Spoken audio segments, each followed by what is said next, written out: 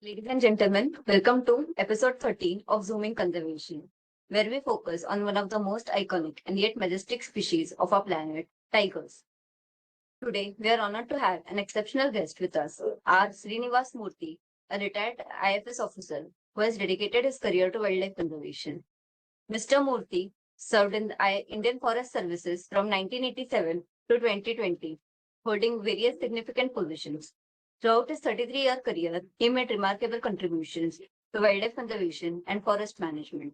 As Deputy Conservator of Forest Wildlife, he authored the annual Wild Animal Population Estimation Manual for Madhya Pradesh and invented the Tiger Tracking Kit. He played a pivotal role in revival of Gharial population as a DFO in Morena and wrote his first management plan for the National Chambal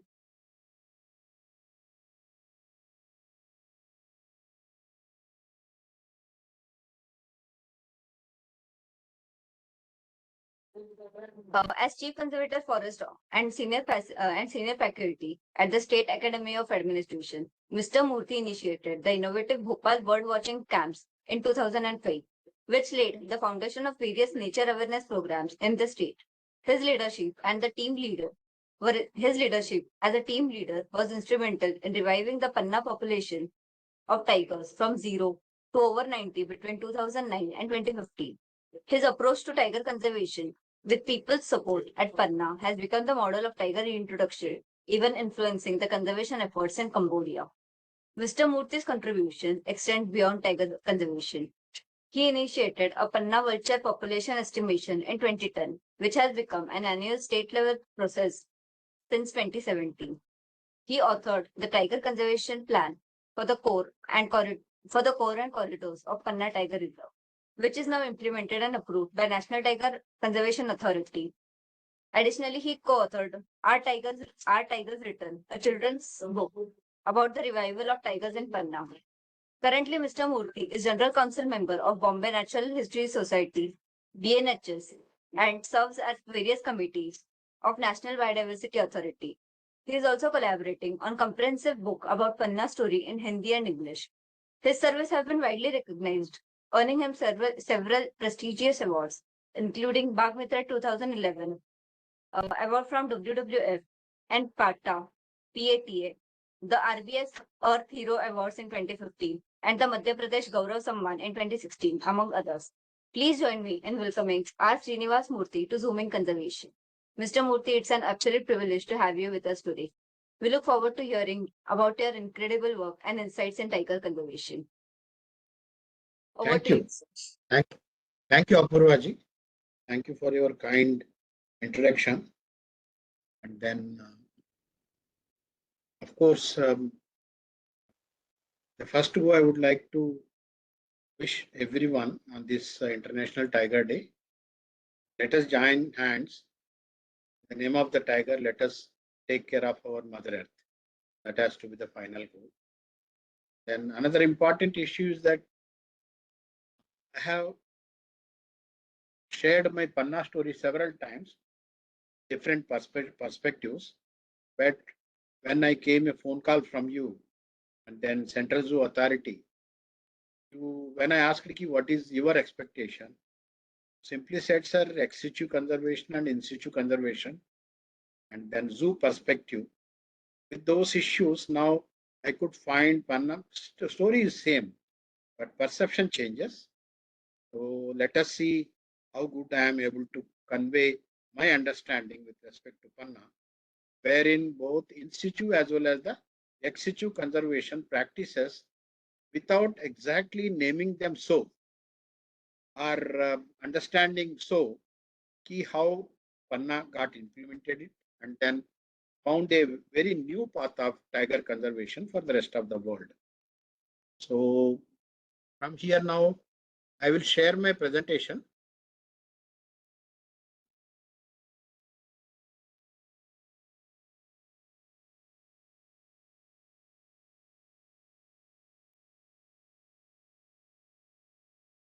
I think I am able to share the presentation.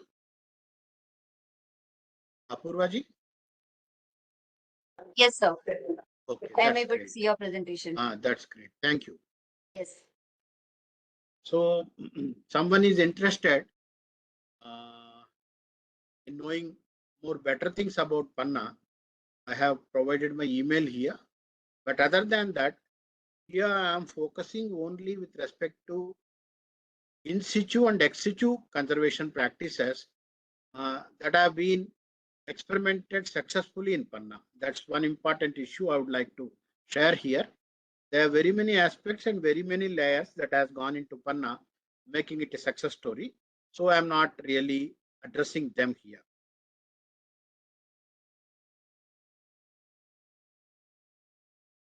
So greetings to everybody on this International Tiger Day.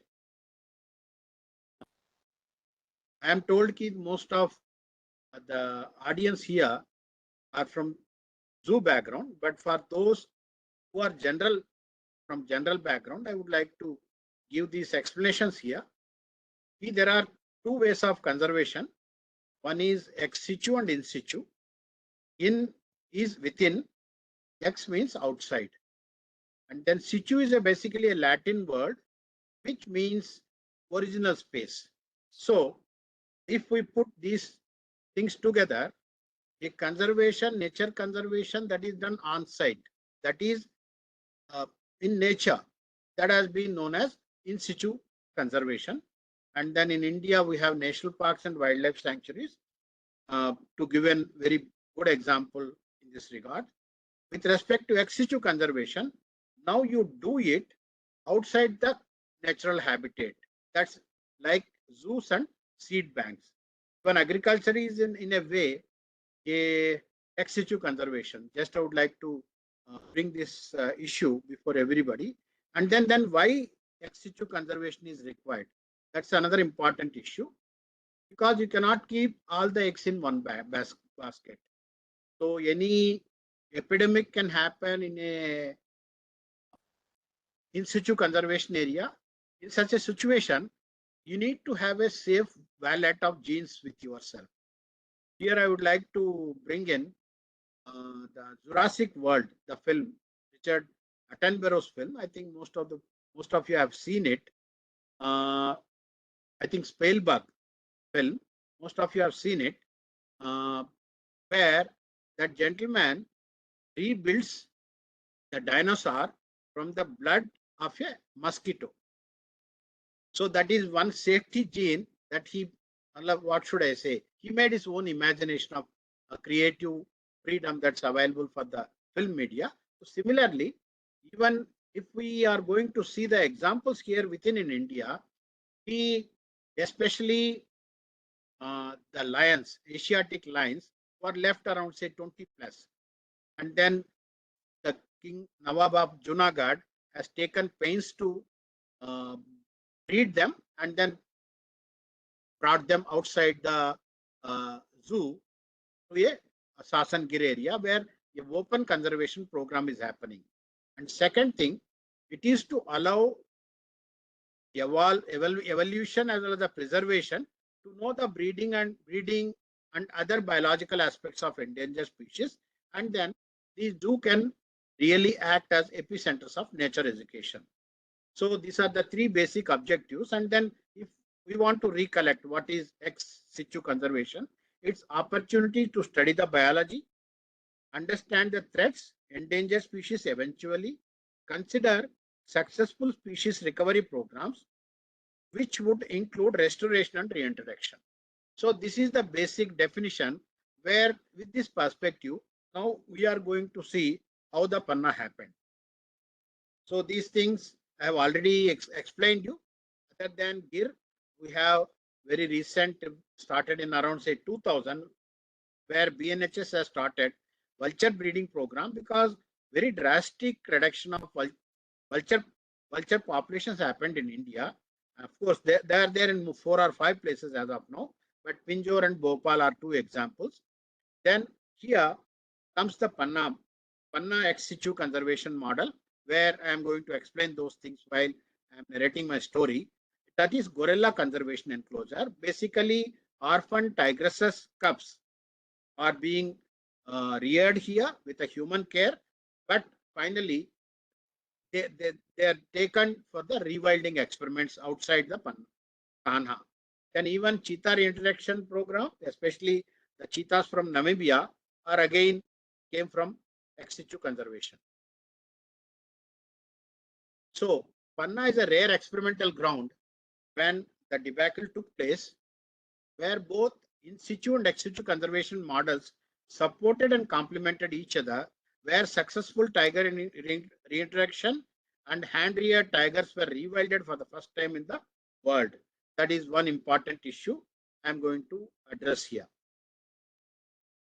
So what is the in situ conservation that took place in Panna? Repopulated locally extinct tiger populations in most successful way, from 0 to present day 90 plus tigers between 2009 and 24. That's in just a 15 years time. And I consider, and then as per the statistics, it is the best example of any revival of the tiger population across the world. And then ex situ conservation. Learned basics of successful reintroduction from ex situ model, that is urine lure technique, and then experimented successfully how an ex situ brought up mega carnivores can be rewilded for the first time in the wild.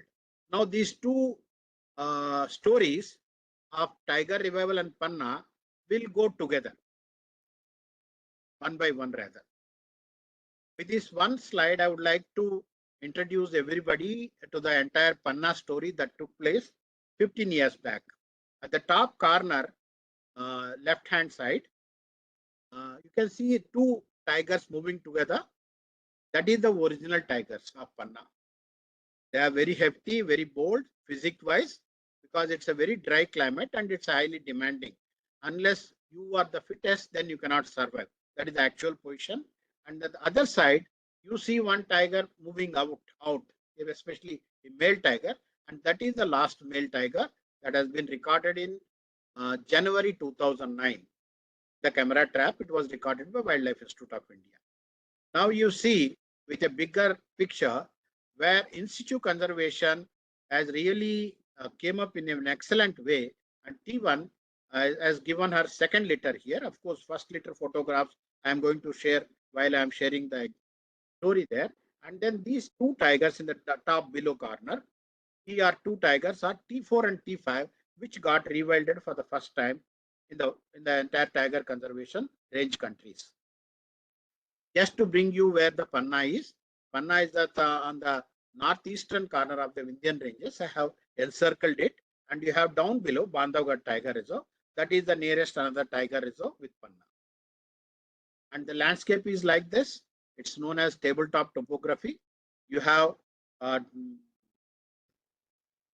table 1 and table 2, or you can say plateau 1, plateau 2. Plateau 1 is known as Talgaon Plateau, and plateau 2 is basically Hinauta Plateau. And then here the soil is the minimum, what should I say, resource that is available. That's how here wherever the plateau region is there, the forest is savanna type. And this is the, if you get down onto the jungle, this is how a Panna dry deciduous thorny forest looks like. Then Cane River runs through the park for 55 kilometers. And now here you can see the Cane River valley, and then slopes, and then plateau. So now the first chapter of my understanding of Panna is that Panna experiences with in situ conservation. As everybody thinks, Panna reintroduction doesn't actually happen in a textbook manner. Rather, Panna made every other reintroduction to be made in that particular textbook manner. Basically, Panna became a pioneer with respect to tiger reintroduction. Of course, Sariska was there before Panna, but Panna proceeded so fast. Sariska has actually lagged almost 4 years behind with respect to getting a breeding success. T1 and T2, that is first female tiger, second female tiger, were brought to Panna actually to offset the skewed female sex ratio in the park. Because when people were thinking that we have tigers here, finally found out that only male tigers are there. So they wanted to bring the female two tigers so that the family of the tigers can be completed. But that really didn't happen, because by the time the two female tigers was separately brought with an approvals, all the approvals from the central government and NTCA. They left out the rest of the males moved out of the park. So she is T1 from Bandhavgarh and she is T2 from Kanha. Now, this is the time when I entered the park in the May 2009 because they were T1 and T2 entered the park in actually March 2009. But now it became into a public domain that now all the tigers of original tigers of Panna has been lost. So now again there were several committees that has looked into the other aspects of every losing the tigers in Panna. But now here in collaboration with Wildlife Institute of India, we made a proper document of tiger interaction. So to make the full family of tigers, we need a male tiger. So Madhya Pradesh does have a luxury of having very many tiger reserves. So instead of bringing a male either from Kana or Bandhavgarh, people relied upon Pench and brought the male tiger. But the problem was he could not be radio collared when he was tranquilized at Pench. And this took place on 6th November 2009. So since he was not radio collared, after a week's time, he was released inside the soft enclosure, and then he was again tranquilized to put the radio collar on him. But what happened? He remained inside the park only for 10 days and moved in a different direction, moved out of the park for more than 30 days. But there was a big risk of him losing his life and then putting entire tiger interaction jeopardy. But we have to take care of those issues, which I am not discussing here. So he moved for more than 400 kilometers to and fro. And this is all the GPS locations you can see. And one way, if he moved 250 kilometers, to and fro he moved 442 kilometers. And then he is the male tiger. I call him Mr. Panna or T3. So now what happened here? Since he came the month of November and we released him the same month, but he remained inside the park only for 10 days and then moved out. So what is the guarantee that he cannot move again? So this was my concern as a field director who was heading the revival program. I requested the people who are knowing the tiger knowledge. Of course, the tiger knowledge even today it's all available only in tits and bits, not available in one place. But at that time, whatever knowledge people were having was less than 10%. So I have to gain so many threads from so many people. One person by name Shekhar Kolipaka, who was part of our inner core group, he suggested, sir, tigers are have a contact mechanism only either through the scent marking of urine or fecal matter or body odor. So now what is the best choice for us within those circumstances? He said, just hinted me, sir, if you are able to get some female tiger urine while releasing him for the second time in the park, then there is a chance of getting him retained inside the park. So now I requested my chief wildlife warden and then Van Vihar Zoo at Bhopal. At that point of time, there were 8 female tigers. Very painstakingly, they applied some local, what should I say, acumen there and then collected more than 1.5 liters of that 8 tiger female urine. And then from one side, my male tiger was getting transported from the place of capture. And from other side, from Bhopal, this urine also started moving. And then we released him in open instead of a soft release. It was a direct releasing into the open, and then we diluted this urine and then sprayed it on the site, and then without taking any chance, even I have thrown some of this urine inside the cage. You can see the mark there around this particular portion. This is the T3 cage, and this was done on 26th December 2009. Now what happened with this particular? The idea is he will be searching those female tigers around which were not there. But meanwhile, if he is able to catch the real scent marking of the existing female tigers, our work is done. That was our idea. And then believe me, he met this T1 tigress on the 4th day of his release.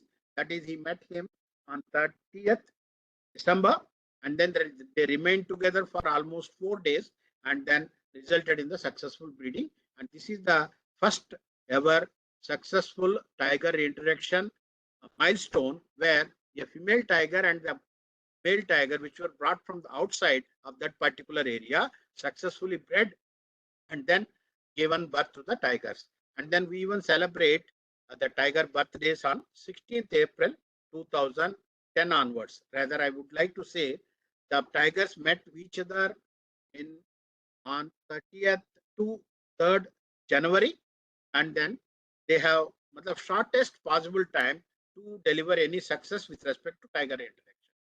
And then this is the second litter of T2, and then tiger's cubs are growing. Now she's T2. She also delivered her cubs around say October 2010, and then our two tigers were by that time has given a very cheerful atmosphere within the park area, especially with their breeding success. Now there, another real important milestone was trying to step inside the park area. What is that? Now we have done the in situ conservation program with a taking cue from the ex situ conservation, what should I say, knowledge that has been generated. What is that? Scent marking, using the tiger urine as a lure to attract each other. As a manager, that was the one important step that helped us to move very fast in the fast forward mode. Now, the NTCA and then government of Madhya Pradesh has thought that now Panna is fit for this monitoring business, and they can, because by that time we have learned so many other techniques to actually to manage the tigers in a better way. So in such a situation, of course, I was actually opposing this particular rewilding chapter for some other reasons. And then, but finally, when after full discussion, it was decided, now, okay, we will go ahead with this. What happened actually? T4 and T5 are orphan siblings of tiger, a female tiger that was killed by their probably father when they were just 15 days old in 2005. And then in Kana management, they tried to rear them with only one purpose, to try the experimentation of rewilding. And rewilding enclosure has been kept in Gorella.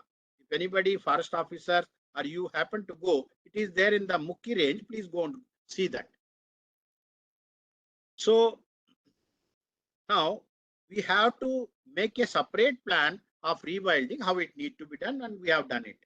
So we have set 5 tests for the tigers and 2 tests for ourselves. What are those 5 tests? First thing, tiger must not have any human imprint of his during his upbringing. That's one thing. What do you mean by tiger human imprint? If a tiger, after releasing into the wild, comes nearer to the human being and then feels that humans are friends to me, then that is unfit for a rewilding. That is the first criteria. So second thing, it must adjust and develop harmony with the existing tiger population. The moment it gets released there, other tiger comes and kills, and then that harmony is not there, then there is a problem. Then must learn to hunt in natural conditions, because when you raise the orphan cubs inside an enclosure, there it is to great extent in artificial atmosphere. Fences help from escaping of the prey, but at the same time in the open area, that too, just imagine a tiger that has been reared in Kana is going to be rewilded in Panna. Both the habitats are on the different a different sense of the nature spectrum. One is moist forest and second one is dry deciduous forest. And the terrain is very tough in Panna. Then they have to successfully breed and produce litter, and they must able to raise their progeny to adulthood. All these basic 5, what should I say, tests I have kept for the Panna. We have made it. And then what are the 2 tests for the management? Must meet the basic food and energy requirement to the tiger, supplementation to avoid possible starvation death, but at the same time, mostly try to encourage the particular rewilding tiger to actually hunt in the natural environment. Second thing, facilitate early opposite sex meeting other than providing secure environments. This is another important tool. Then how we have done it? Again, we have done the same urine lure technique. You can see both. The bigger one is T4, smaller one is T5. Both are females. And then she was released on 27th March into Panna. And then here we have collected the urine that what generally how the translocation of a tiger does happen. You put into a cage. Before putting into a cage, you lay lot of hay so that it provides some cushion, and then put some cloth, and then try to rest the tiger in the on that particular cushion. So since you have already pumped a lot of medicines into the tiger along with the anesthetic drugs, they start urinating all those drugs out of their, what should I say, body. So this particular urine gets drenched in the hay, and then we collect those hay uh, actually to uh, place it along the male tiger's place, what should I say, walking trail. And second thing, we have even collected the fecal matter from the place from the gorilla, so that we can use both together to do the same experiment. Here, how it worked, we started doing it. She was released on 27th March, and we started doing this experiment on 1/4/2011, within a gap of say 4 to 5 days, when the male tiger started working towards the female tiger where this particular T4 was existing. We know the tracks of those male tiger. Our staff started laying the, what should I say, the hay along the track, and then by early morning 7 o'clock, our staff was successful in making T4 and T3 seeing each other. Our work is done. Now the rest of the hunting business, the T4 learned from the T3. I am not going into all those details here. So these are the details I have given here. And then second thing, even the T4, because she got slimmed because of the very tough terrain around, so her radio collar dropped.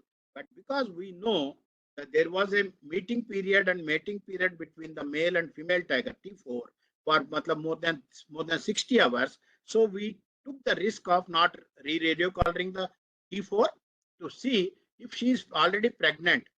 The tranquilization may lead to abortion, so we avoided it. We tracked the tiger even without the radio collar, and on November 15th, she has given birth. But we could really go and check this thing on 15th December. So with our simple management techniques, and then using this particular, again, urine lure technique, we have successfully rewilded a hand-reared tiger. Not only this one, even now this, she has given 3 litters, and then she has started pairing up with another male tiger, not the rather I can say T3 son, Panna 112. T5 also gave birth with the same technique. Of course, we introduced this particular tiger directly to the female tigers, because when we kept the T5 inside the cage before releasing her, two more tigers came around and then spelled particular tiger. So now the things have moved in a very fast forward manner. But the important issue is that she has also littered twice. So then came the next issue, because again we had more males there. So we brought T6 from Panna, Pench again. Then we have brought the second male from Bhopal. So with all these issues, how fast the things moved with Panna is just because we have experimented and we have drawn our information from so many sources. We were open to everybody. We didn't believe in reinventing the wheel, and then we provided a very safe environment. That's how the Panna turnaround took very fast. Now you can see the report card. In 15 years time, Panna has produced more than 150 tigers, and I have never imagined Panna can have more than 20 plus breeding female tigers, because my idea is only around 13 to 15. But whereas, since it is a composite habitat, now tigers have found out their own regions along with them. What should I say? Village relocation. At present, Panna do have 90 plus tigers within the park and more than 20 tigers in the entire landscape. And then annual increment is around 9 tigers per year. And then another important issue, which I will not be able to, what should I say, curb myself in sharing with you. Panna's local population were dead against the Panna tigers and Panna Tiger Reserve. But with a process of consultation, we have made the people friends of Panna. And then Panna is the only place where the wild tiger's birthday is getting celebrated. And this is how the local slogan is. This particular Jan Samarthan Se Bagh Sanrakshan slogan have not just been invented on, what should I say, 2015. It was invented before the male tiger entered the park. We started our consultation process while the planning was on. This is the Panna original team, gradually grown up, and then finally the CM, the then CM, all said ki I am part of Panna team. And then it is a path breaker for tiger interaction, both at international and national levels, contributed doubling the tiger numbers, both at state as well as at national level. And then Madhya Pradesh state has lost a tiger title. Now it has, with help of Panna and other very important measures throughout the state, the tiger state title was again regained in 2018. And these are the other, what should I say, initiatives that happened in India. And then you can see only Satkoshi and Mukundra could not really move ahead, but other places things are moving in a better way. And then again, Panna showed the path to this what should I say, reintroductions. And then as of now, 15 tiger orphaned cubs have been rewilded in the entire Madhya Pradesh. Again, the Panna started it. So these are the paper cuttings which said, which really reinforce what I am telling. It is a now International Tiger Learning Center. In ME ranking, continuously, it is the only tiger reserve which is getting very good. This time I requested the authorities there, try to get the excellent now. Now we have got the Excellence Award in active management also. I have visited Cambodia. Cambodia has visited Panna thrice. Now there is an MOU with both the nations in between. How the things move ahead, one has to see. And then as on today, the total turnover of tourism economy in just one village is 17 crores per year. This is the recent figures. And then only gate money that generated in Panna is around say 6 crore rupees. Earlier, when I started in 2009, it is only 25 lakhs for park. And then what I mean to say is that if we are going to have a successful conservation models, we can really have very sustainable way of local economy that can pitch in with everybody to make them conservation, what should I say, for conservation rather. They will be natural lovers and conservation supporters. So thank you everybody. This is a small perception that has changed. The story is same, but things have happened because we were open to everybody. So now I close here. I can, what should I say, respond with any queries or add-ons by anybody and everybody. Thank you. Thank you so much, sir. It was indeed very informative presentation. I would request participants if they have any questions, they can just raise their hands or unmute themselves or chat their question in the chat box. So I can take it up.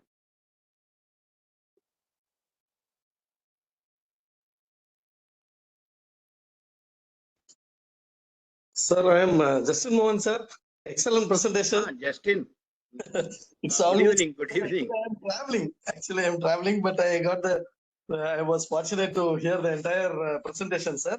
Thank you. Thank you. Excellent presentation. You are always a motivation for all of us. Thank you. All of us.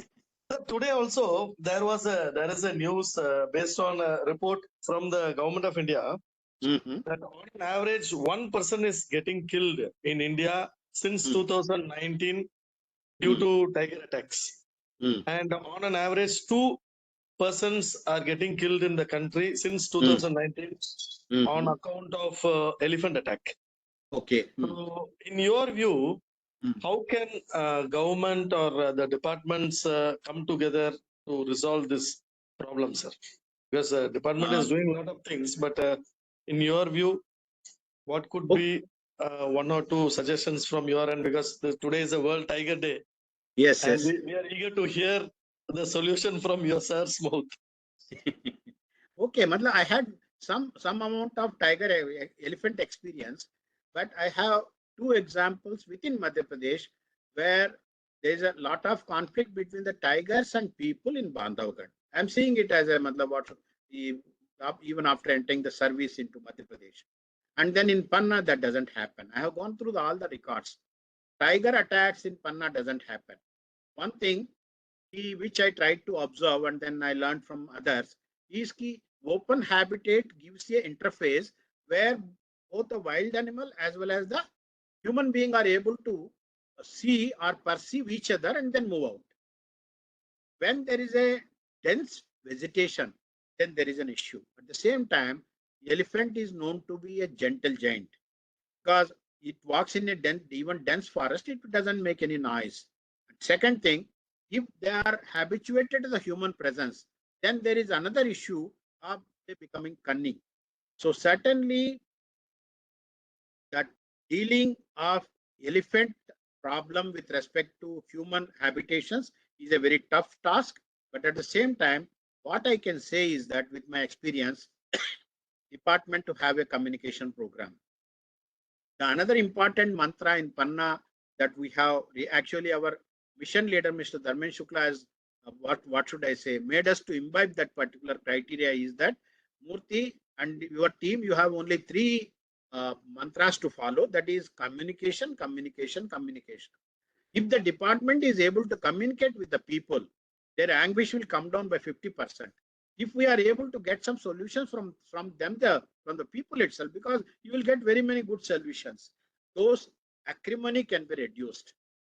And it requires a good amount of study with respect to elephant ecology and behavior and how the people react to such a sudden incident that happen around. So, but certainly communication is going to help a lot. That's my understanding. Thank you, Justin. Thank you very much, sir. Thank you very much, sir. And then you see, in Panna, people were against the tiger and tiger reserve. Now they are friends for the tiger reserve and tiger. So change can be brought, but we have to have a very sustained efforts. Yes, Selfless and another important issue. Yes, sir. Yes, sir. Thank you very much, sir. Thank you. Thank you very much, sir. Yes, sir. Thank you so much, sir. We have Vikas Singh Baghela have raised his hand. So, sir, do you have any question? You can unmute yourself and ask the question. Sir, good afternoon. Good afternoon. Sir, I have a question that I was going through the paper today that this Ken Betwa link is creating a lot of issue for the tiger conservation there. And as per the statement of field director there, they have been allotted with 60,000 hectares of land somewhere else. So will that anyhow mitigate that threat? Repeat the last sentence. I'm saying that, sir, FD has mentioned that they have been allotted with 60,000 hectares land otherwise, somewhere other than forest, some revenue land or something, whatever the in exchange program, whatever it is. Okay. I am not into actually deep into it. But will that mitigate the threat which actually the Ken Betwa link will actually produce? Yeah, we can say that it will happen, is going to happen.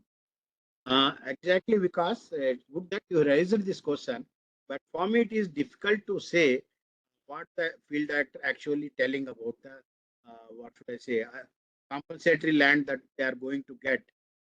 Difficult to say from here because I am out from Panna from in 2015. Of course, I have in writing opposed the Ken Betwa link because that will be highly disastrous for the Panna tiger. Okay, sir. The landscape budget is also not been allocated this time for the Panna development. This thing, I'll say that integrated plan. I will not be able to answer all those questions here. Okay. Because I don't have any exact factual check or now it is now out of system. Thank you. Okay, sir. Any more questions from participant? I'll take some questions till then. Sir, can you share some key moments from a 33-year career that significantly influenced tiger conservation? Like one of Key the moments? best influenced. Your best moments in your My best moments. Other than best moments, I would like to share our worst moments also. One of the worst moments.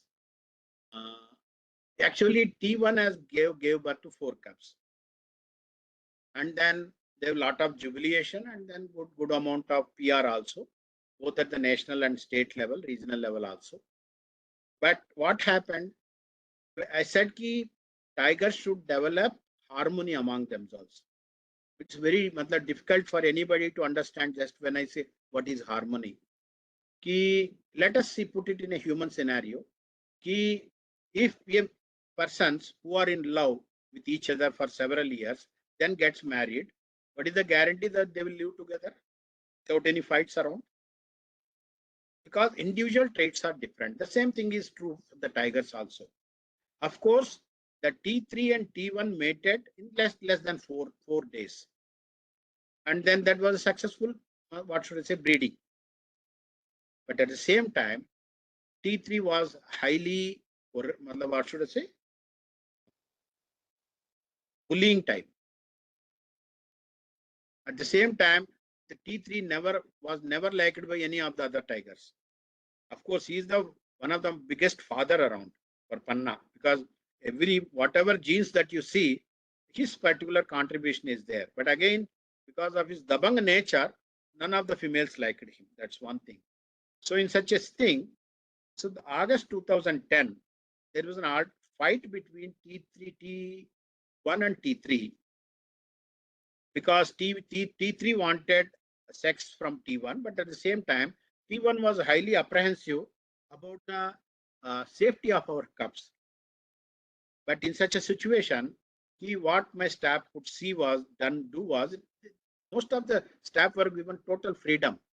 When T3 and T1 are fighting, people entered in between in a flowing river, Nala, with elephants to separate them.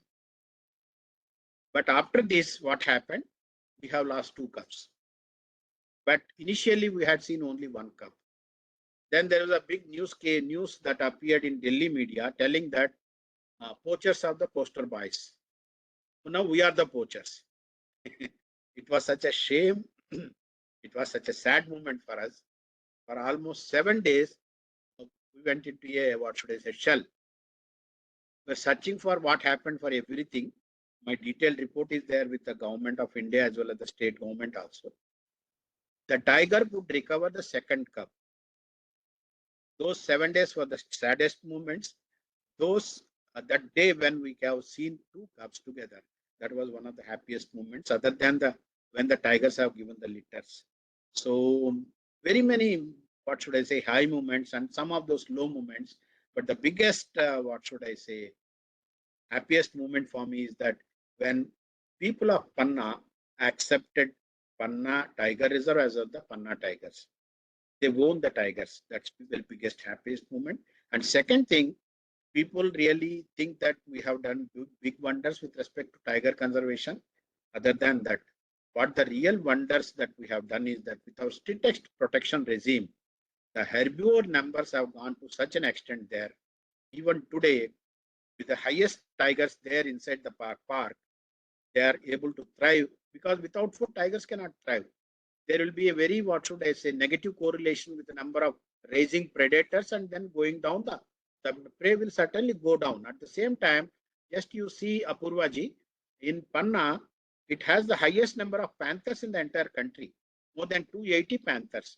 So the prey base has to address the topmost predators of tiger as well as the panthers together, and they are sustaining for last 15 years. So herbivore recouping of the Panna Tiger Reserve is the biggest unknown story of the Panna. Sir, also, when you said that T3 was one of the male that gave more birth to tigers, what was, like, how did you manage to stop inbreeding? Ma'am, you can take your question. Shruti ma'am? Yeah. What is the secret to getting Good evening, community? Shruti. Good evening. What is the secret to getting communities to accept tigers and the tiger reserve? And how did you get back that male tiger that moved out? The very first tiger that you brought and then Yes, it moved yes. out this 10 days. It's These not are exactly, matlab, you can, nothing secret about it because everything has happened in the open. First thing is that we were forced to include the people for the tiger reserve because I got a small study done which very clearly said first thing staff has to be with you, and second thing locals has to own the area. Without that, the long term, short term gains will be lost. That was the first important thing. And second thing, the area being feudalistic, that played a quite a bigger role with respect to losing the tigers because difficult at this level in the small what should I say window to explain those issues, but at the same time the system, especially the feudalistic system, played a very negative role in losing the tiger in Panna. Staff were afraid of getting what should I say, even if the people doesn't listen to the bosses, the society, even they can be what should I say, they can lose their lives. That happens there. So people were under a lot of fear, coercive type of situation. We have very clearly given signals to everybody. You have to act upon on your own. You should not take any pressure. If there is a pressure, please let me know. I will take the pressure. And second thing, we have given very clear signals with the locals telling that it is the locals' pride that has been lost. So with the tiger reinteraction, if again we are going to lose the tigers, then already, if I put it in a very what should I say, colloquial way, Bundelkhand का नाक तो cut चुकी है, कटने के लिए दोबारा नाक नहीं रहेगा. People took it in a very positive way, and they said कि ये हमारा बुंदेलखंड का pride है. We'd like to cooperate to bring it back, and that's how the things played in a better way. And then some 2 or 3 cases where the high and mighty people have been sent behind the bars, including the 4 staff who were again doing the same mischief. So that also played a very sent a very clear signals telling that we mean business. With respect to protection, there is no any compromise. That's how the things moved. Thank you so much, ma'am. Thank you so much, sir. So I was asking about how did you were not feared about inbreeding of tigers? Oh no. There is no question of any inbreeding. You see, Panna do have such a heterogeneity of tiger source populations, that is founder population. One tiger coming from Bandhavgarh, another from Kanha. Then of course T4 and T5 would like to, you might take with respect to what should I say, T4 and T5 at the end of this particular answer. Then we had another tiger from Pench, female tiger. Then we had male tiger from Bhopal division, one thing. And these things were getting assessed scientifically. Because finally, when Wildlife Institute of India has came with the heterogeneity levels of Panna, without even T7, that is a second male tiger, our heterogeneity levels were 70%. And then Wildlife Institute of India predicted for next 100 years, there won't be any inbreeding problems. That's one thing. Because things were being done with some great amount of common sense at the same time with a strong scientific basis. Another important issue. Key, when as I said, the things were not made as per the framework that everybody now sees. Everybody has learned all these things only from Panna. Key, with a common sense, I decided now we are not going to bring the second male. Technically, that is a requirement. But by that time, by the 2 years of the reinteraction, we have Panna 111 and Panna 112. So they are the siblings of the T1 and T3. So now we have practically 3 males. So what is the necessity to bring another male to ensure that again cubs are being lost? What is the success with the reinteraction? Increase the numbers and increase the reduction in the mortality of the cubs that are happening there. So we intentionally altered the bringing second male, where in Sariska they did that mistake. One particular male tiger died because of poaching, and another male was there captured in Bharatpur. They brought again, created the same panic situation for the female tigers there. See, 3 males, 2 females are going to create a havoc for themselves. So that's one thing. So we brought the male tiger, that is again from Bhopal origin. At the end of the almost tiger reintroduction project, when we had sufficient cubs that can be sacrificed for the bigger picture of a tiger conservation. Now coming back to the T4 and T5, that is rewilding business. Please don't go for rewilding business when your motto is to bring the tiger revival or tiger reintroduction, because actually if you see the contribution of T4 and T5 is very minimal because they are zoo bred. Yes, for conservation sake, for taking care of the genes, that is a very good window that we have opened up. But with respect to success in a reintroduction, tiger revival program, go for pure wild tigers. Now India have very good number of tigers. I don't know why people are asking from other states for the tigers. Everybody is closing themselves within their state and then trying to bring those tigers. So if you are going to do the same thing, there is a problem of again inbreeding that you have raised. So at the same time, there are 2 issues which I would like to bring in here. One thing, more number of males are going to put a lot of stress on the female tigers, which will reduce the breeding success of female tigers. One thing, more males, more cub mortality. And third thing, don't bring the rewilding experiment into tiger revival program where your increments will be very low. Okay, sir. Sir, also during the period, like you're saying 2010 to 2020, poaching was at its peak. So how did you tackle that problem? I had a very strict intelligent regime with me. And then for 38 times we had driven away the Pardis. Today there is a news where 7 Pardi people were caught, arrested for other crimes in Panna itself. Panna is the home for Pardis. Katni is nearby. So these Pardi communities, unless this particular issue is addressed in a wholesome way. Now some attempts are being done by some NGOs like Last Wilderness, but it's under वो हिंदी में कहावत है ना, ऊंट की मुंह में जीरा, वो जीरा के बराबर भी नहीं है. This community has to be addressed in a very bigger way, wherein a holistic change of their, what should I say, livelihood has to happen. So again, in Maharashtra, 7 or 5 tiger skins have been captured. It's a big alarm for everybody, especially people into the tiger conservation business. And poaching, no. One has to say big no to poaching. Our flying squads and our security staff never slept during the nights, because thieves will be active during the night when you sleep. So police has to be active during the nights to see that, what should I say, thieves fail. Second thing, most important thing is that the poachers are very alert. They see at you how the management is performing in a particular source area. My concern was, one of those Indian Express journalists asked me in Sariska when I attended that first anniversary of tiger reintroduction way back in 2009 itself. He said, how you are going to deal it? I said, I know how to deal with the intelligence. If I am going to make my source, my wallet very tight, the leakage cannot happen. Thieves cannot enter my domain.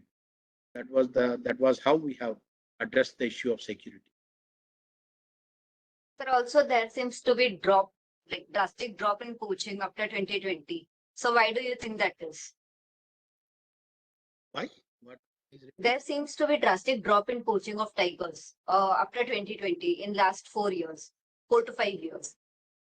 There are some incidents here and there, but no, the basic issue is that the tiger trade market has gone down. So there is no demand from outside wherever the tiger trafficking happens. So that has gone down. Now with these indications, now it looks like now it is going up. These Pardi and then some specific tribe communities, Bavadia communities are there. If they don't do the wildlife trafficking, then they do some other trafficking. Especially they have taken out entire sandalwood from rest of the India other than Karnataka, and they do small petty, what should I say, theft also. So this particular community has to be really addressed in a bigger way. Participants, are there any questions from your end? Rajesh Kumar Bharadwaj. Sir, you can unmute yourself and ask your question. Am I audible now?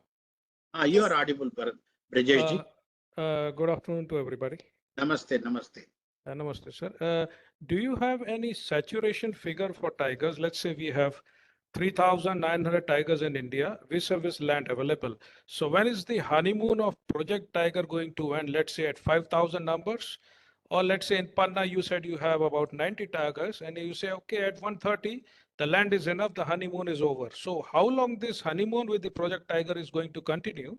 Because I was listening to the question from the first gentleman, which is very vital, that the day-to-day attacks by the tiger are causing havoc, which I see myself being a resident or the native of Chhindwara, and I see the man-animal conflict in a very close way. The human life has become so cheap that forest department comes and gives them 8 lakh rupees and the matter is finished. So when is this honeymoon going to be finished? Let's say, when are you going to say this it's saturated now and no more tigers are required? Brajesh ji, as I said in the beginning, when Mr. Justin was asking the question, first thing, I can understand your agony. Unless there is a support from the people, conservation business cannot move forward. First thing.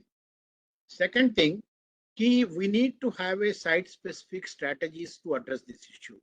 That's very essential. And second thing, another important issue is that communication. You tell me one thing, you are from Chhindwara and Madhya Pradesh, why there is a lot of man-animal conflict with respect to tiger in Bandhavgarh, and why it doesn't happen in Panna. You will have to find your own answers, and my again only one answer will be not only the field director, Chaukidar and forest guards up to range officers and above has to be communicative with the people, and whatever promises that we do in hurry just to as a knee-jerk reaction is not going to work, because second time something happens, again people will ask you questions, because once you are open for the public for asking, getting questioned and asking them, then you have to be ready for all those open-ended questions. So communication is going to address the issue in a bigger way. And second thing, troublesome animals has to be taken out. And third thing, honeymoon of the Project Tiger will continue in this country, because we have to take care of our natural heritage. If we consider it's only a honeymoon issue, no, I am not in agreeing with your thinking, because yes, we know how strongly we are able to achieve a maximum limit of tiger numbers in the landscape. If we address that issue in a right way, tigers then themselves they can control their own populations, because Panna is a very low productivity system. Whereas you see, just today only I was making some research. Panna do have 76 tigers as per the NTCS records, whereas Bandhavgarh do have 140 tigers, and then Kana does have another 170 tigers. So certain areas are very high productive. We have to take those issues into consideration and then address those issues, because without really zeroing upon the man-animal conflict situation, not only leave alone tiger conservation, any conservation business cannot happen in India. So Panna's model again is going to play a bigger role unless people realize it and then take that initiative as an, what should I say, inspiration. जन संरक्षण से बाघ संरक्षण, आप बाघ को हटा के कोई भी एनिमल को रख लीजिए, you can really move on. When I was there, member secretary in biodiversity conservation, I started this again playing this slogan कि जन संरक्षण से जैव विविधता संरक्षण. You start playing on the music and people will start listening to you, but you have to be very sincere while playing the music. Thank you. My question was regarded saturation. Don't we Yes, feel I'm that telling you, saturations has to be site specific. You have to do that saturation issues, because I thought Panna can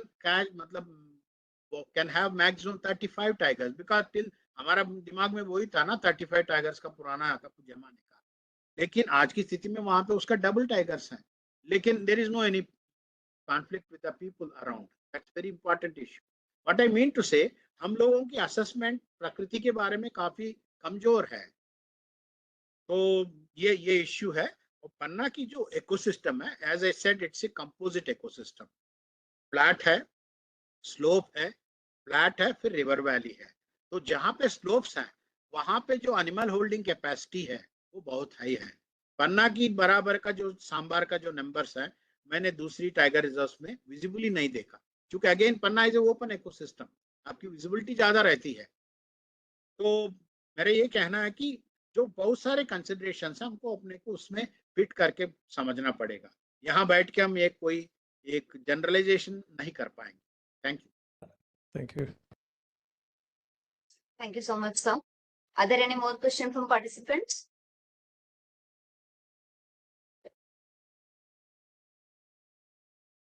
So I would like to conclude with I would like to thank the organizers for organizing this wonderful session through one of the best tiger conservationists India has ever seen, Dr. Srinivasa Murthy sir. We are Sir, I all am not doctor. very I am not delighted, even sir. a Actually, compounder. I had kept this in my Thank reminder. you. Thank you for your kind words. Yes, and sir. Yes, sir. regards. I really thank the organizers for bringing sir to a beautiful session on a wonderful day. Thank you very much. Thank you very much. Thank you, sir. You Thank are you, always an Apurva. inspiration. Thank You you, will ever be Sanjay. an And inspiration thank you, for all the CZJ, forest and members in all the country. the participants for your, Yes, sir. what should I say, questions and insights into it. Thank you, Yes. everybody. Jai Hind. Thank you, sir. Thank you, sir.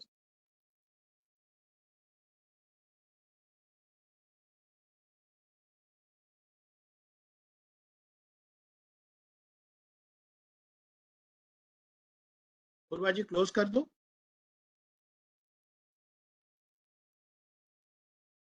sir. There seems one question from Sanmayu. Good evening, sir. I have one question. Like, when do you feel that due to forest land exhaustion, the tiger population will stagnate? Very hypothetical question. See, tigers have entered this world. What should I say? Mammals का co-evolution की बात है. Stagnation क्या होगा? Once you are going to your good name, Sanmayu, basically, Sanmayu. problem is happening just because habitat destruction and habitat loss. So we are going to, let me give you one example of cheetah. Why cheetah was lost?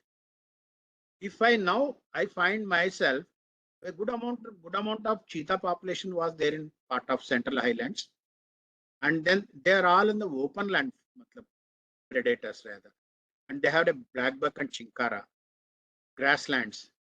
We have taken all those grasslands for ourselves. Now still some amount of black buck population and chinkara population is there roaming here and there, especially in the farmlands. But if you are going to release a cheetah in open farmlands, then there will be panic all around. Second thing, dogs are one of the important competitors, and then in a way I can say they will be the hunters of the cheetah, because cheetah is something different, a bigger cat. So similarly, we have destroyed most of the habitats of wild animals. That's how they are coming outside. So you have to see the issues in a holistic perspective. Stagnation is difficult to say in the sense it will never stagnate. It will be, tiger populations will be always with a proper dynamics. Sometimes it will go up, sometimes it will come down. The dynamics that are going to play a bigger role will be the predator, available of predator, and the availability of the quality habitat, because predators are need to have a primary production. What is the primary production? Grasses, whatever the greens are there, good availability for the predator, prey base.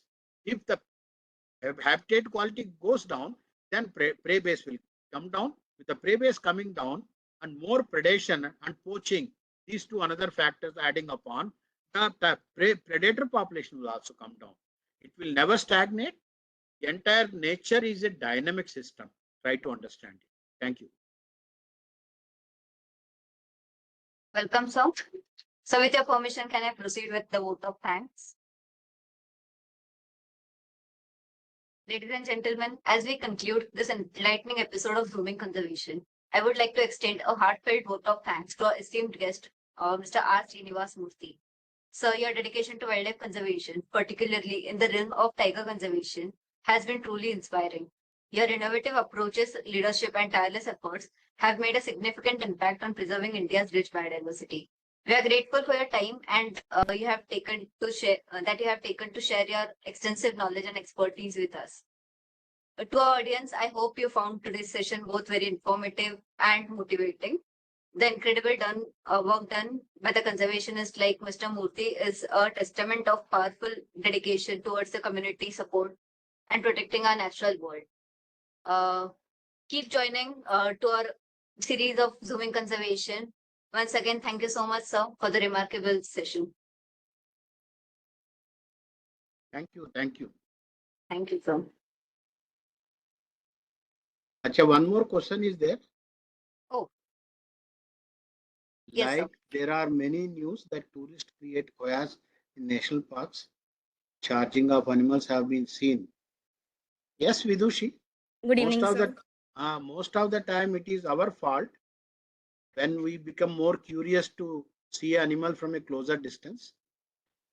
Sir, in that case, what can be done? Because like so many tourists come, and even sometimes the guides have been seen, they get out of their cars and they try to, shoo away the tigers. So what, this is not good. Basic issue, Vidushi.